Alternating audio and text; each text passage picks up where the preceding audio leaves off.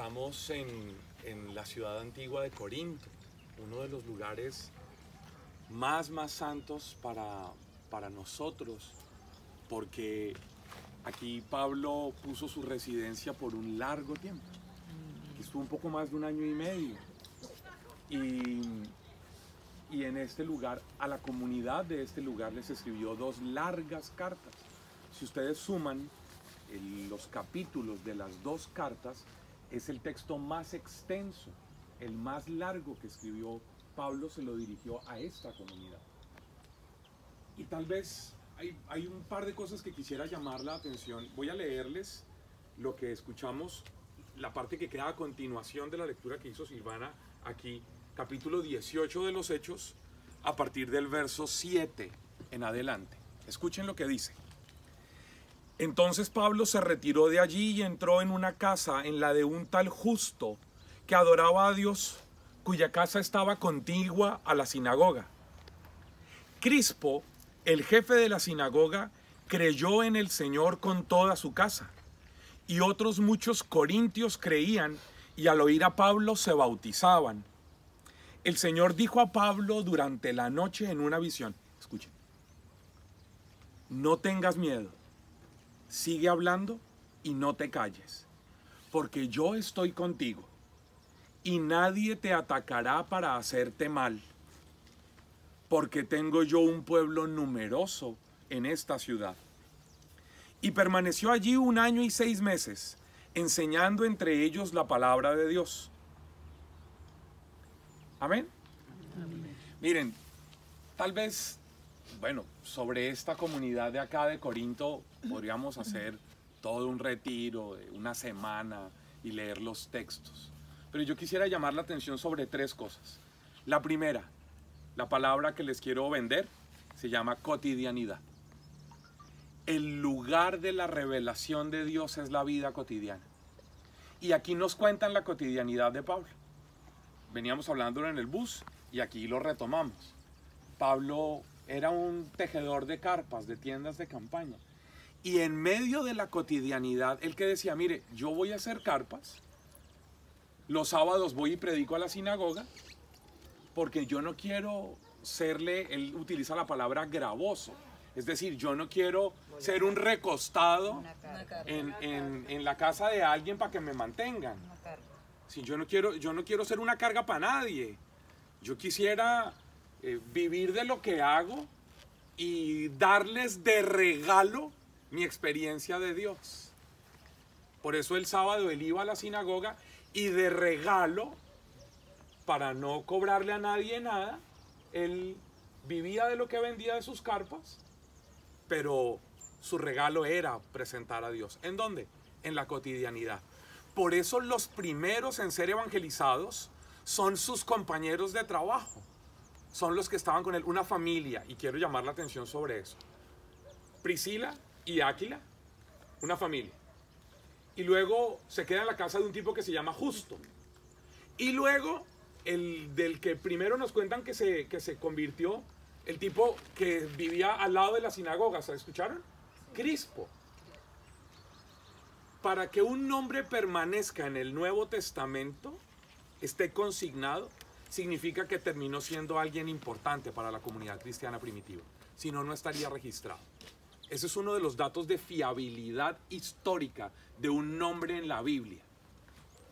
Y es, si está registrado ahí, porque hay muchos personajes en la Biblia que en el Nuevo Testamento que no están nombrados, que no sabemos cómo se llamaban, pero aquí estaban Áquilas, Priscila, Justo, Crispo.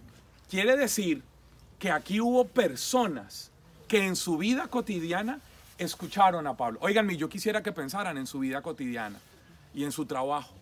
Ahora que ya vamos en la parte final, en el declive de este viaje de fe, y es que ustedes revisen qué tan agentes secretos del espionaje cristiano son ustedes en su trabajo.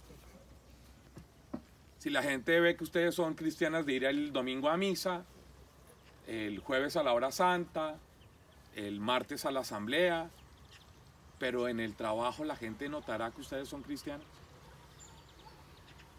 Sus compañeros de trabajo querrán buscar a Jesús y acercarse a Jesús y entregarle la vida a Jesús por lo que ustedes transmiten en su vida cotidiana? ¿O ustedes son de esa gente piadosita que es buena el domingo, que le da la paz al vecino, la pasa contigo, pero 10 minutos después le cierra el carro para salir más rápido de la parroquia, para llegar más rápido a almorzar? Y entonces ahí nos desdecimos de lo que decimos vivir dentro de la parroquia. Primera gran idea, cotidianidad. La cotidianidad es el lugar propio de la evangelización. Por eso Pablo se queda acá tanto tiempo. La cotidianidad es el lugar para revisarnos. Pero segundo, lo que le dice el Señor a Pablo en el texto, en la visión, es hermosísimo. Es hermosísimo.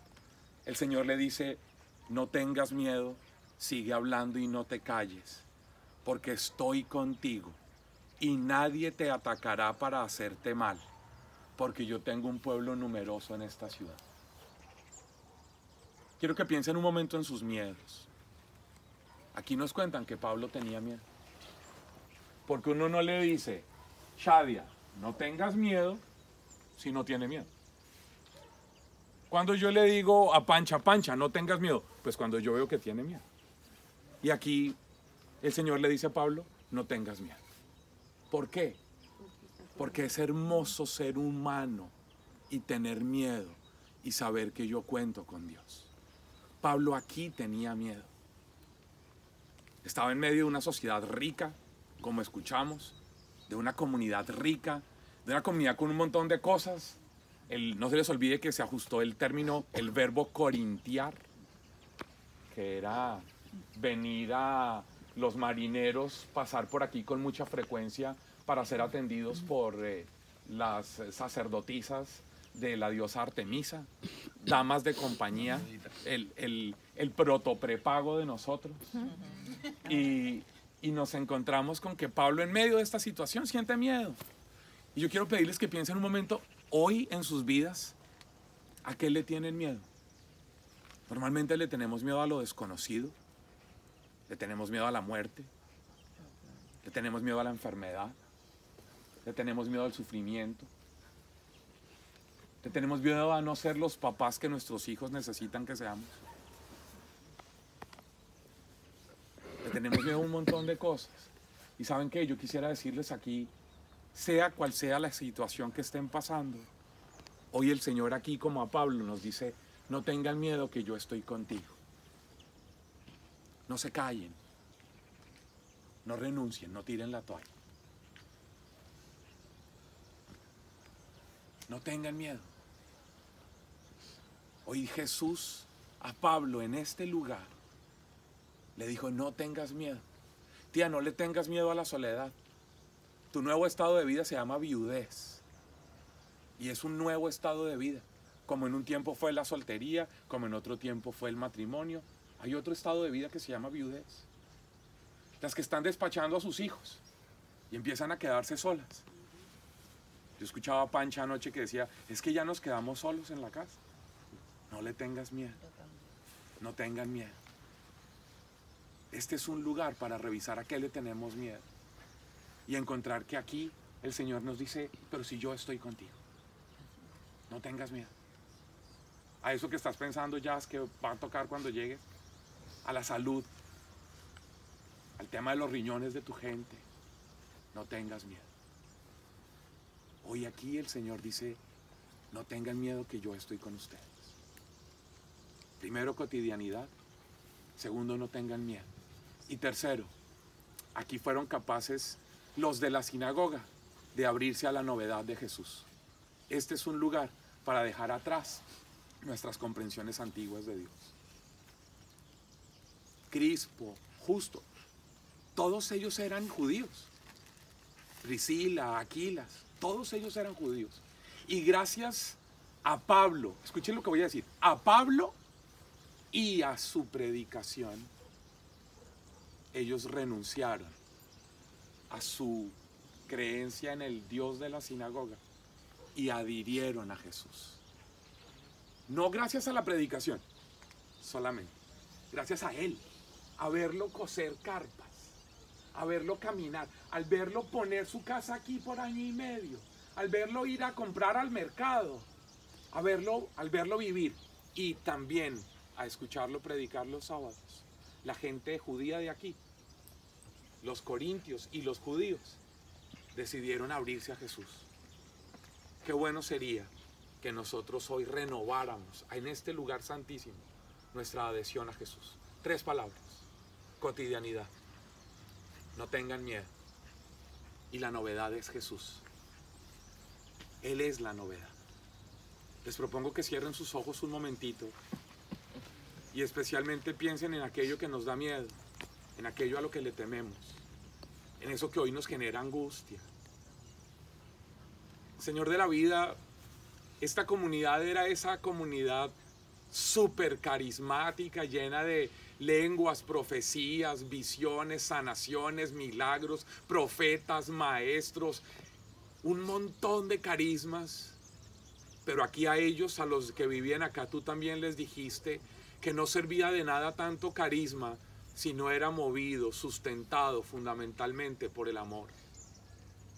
Señor, yo te pido para estas hermosas personas que están aquí, para cada una de ellas, para Juan, sus miedos al regresar a Colombia, para Temis, su familia, sus papás, su hermana, sus sobrinos, su hija, su esposa, para las familias de los que estamos aquí, para estas personas que hemos venido haciendo este viaje de fe, que tú hoy nos recuerdes en el corazón que tú estás vivo y que nos dices una vez más: no tengan miedo, que yo estoy con ustedes.